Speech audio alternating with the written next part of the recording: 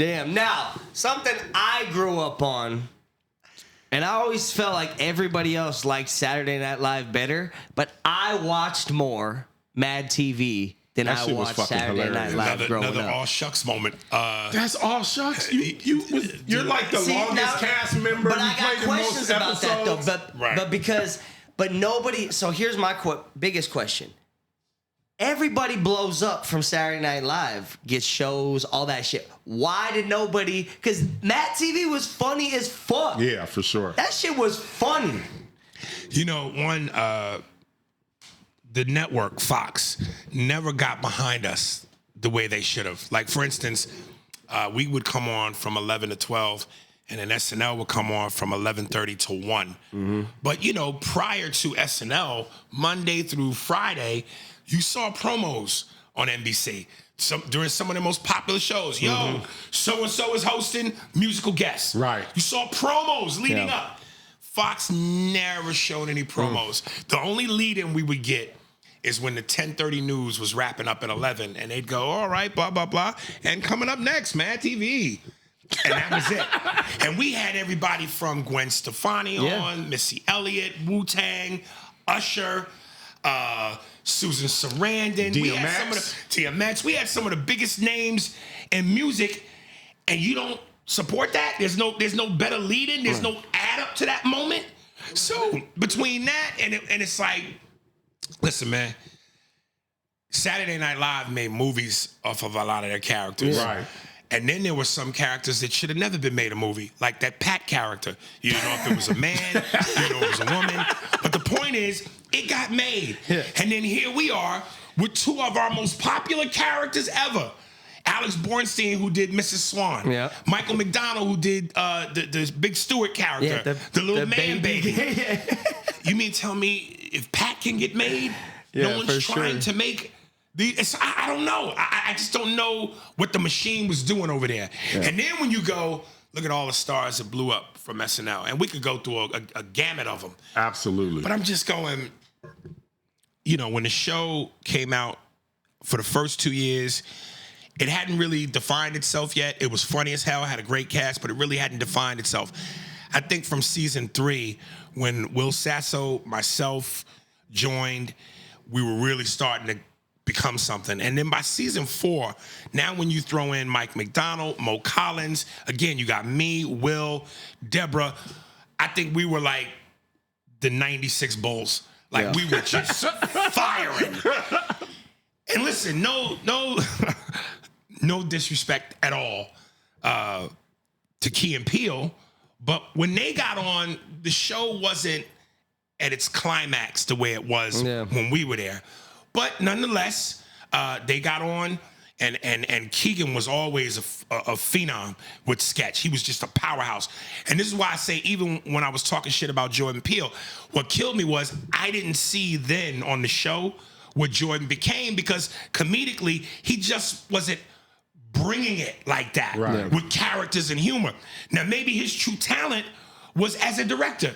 Writing the horror genre, because certainly look what he did with Get Out with the Oscar and what it did financially at the box office. But I'm telling you, and I know this is where people have labeled me a hater, but I'm telling you, I was there. I worked with him when he was on Mad.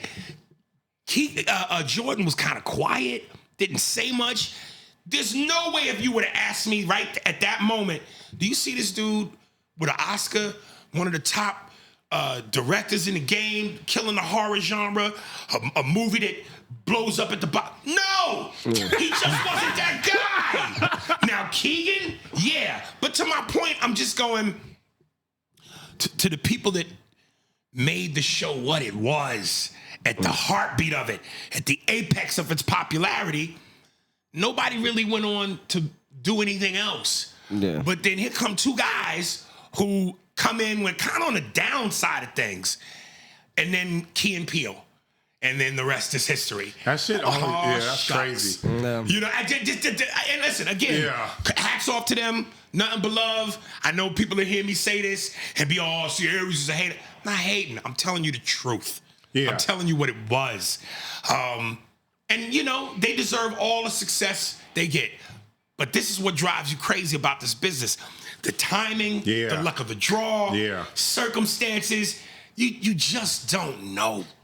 Was there ever a time where when you were on Mad TV that Saturday Night Live was like, we need to have him on our show. We need to bring him over. Or even when it ended, did they reach out to you? Because you're literally probably the best person or top 2 on Mad TV, killing it. You were in the most episodes. I think there was a certain point where Lauren Michaels had changed his mind, but he had a strong stance in the beginning that anybody from any other sketch show can't fuck with it. So if you've been on a sketch show, if you're on a sketch show, you can't come here. There you go. But then I think later he changed his. Yeah, okay. And again, and again, I'm growing up watching Eddie Murphy. Right. Hardcore fan. And again, that's what made me start at 14, because I knew that I read he started at 14. And he started at 14. And he blew up. He got on SNL at 19. And then at 2, maybe 3 years, he does 48 Hours, Trading Places. The rest is history. Right. I said, I want that path. I'm going to do that. I'm going to get on Mad TV. I'm going to do a couple years. I'm going to be a movie star. And then God said, nah, nigga, watch this. Why'd you choose Mad TV? Why didn't you go try out for Saturday? It just happened that way. Mad TV came knocking before SNL did. So, and believe me, I was like, And my manager back then was Norm Nixon. Played with the Lakers. Oh, for real? That was your manager? Yeah. Norm, when I first came to LA, Norm was my guy. I know Norm, man. I know his son. Devon. Yeah. Not Devon, but Thumpany. He has another one. Yeah. Norm Jr. Because he's a comedian now. He's a comedian now. So I remember I would complain to Norm my first 2 years, like, Norm, I'm on the show. I'm killing it. I feel like I'm not getting recognized. I feel like I'm wasting my time. And Norm would always tell me, never underestimate the power of television. Just hold on. Right. And then by my 3rd season, I couldn't walk down the street. But still, it ain't SNL. Yeah. And I'm not trying to sound ungrateful, but listen, there's a difference between the CBA and the NBA. Yeah, there you go. You know what I mean? And I felt like had I been on SNL doing some of the things that I was doing, forget about it. It was over with. Nah. It's over. Was there like beef? Like, were you ever in a club and you was like killing it, and then like some Saturday Night Live guys came in and you was like, man, fuck! No. As a matter of fact, extremely the opposite. I remember when I was living in LA, there was this car wash used to be up the street from the Beverly Center. I go get my car washed. And one time I put my car in, I'm walking to the waiting area. I look over and there's Will Ferrell. And I never met him, but I tapped him and said, excuse me, Mr. Ferrell, I just want to tell you. Yeah, he stopped me. He said, you guys are phenomenal, man. You guys come on a half hour before we do. So a lot of times when we're in the makeup chair getting ready, we're watching you. He goes, you guys are fucking phenomenal. Yeah. So that to me was like, oh, okay, that was a huge thing. So to the opposite though.